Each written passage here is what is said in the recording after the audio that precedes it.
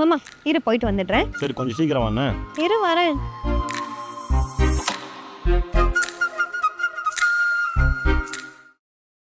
கிங்கே அண்ணா நான் 2 மாதம் இஎம்ஐ கட்டல ஒத்துக்கிறேன். சாரி கோவமாக இருப்பீங்கன்னு தெரியும். நான் 3வது மாதம் சேர்த்து கட்டிடுறேன். அதான் கட்டியாச்சே. யார் கட்டினா? தூரியா கோரிதான். உனக்கு ஏதாவது லோன் வேணும்னா அண்ணன் கிட்ட கேளு, நான் பாத்துறேன். பட்டா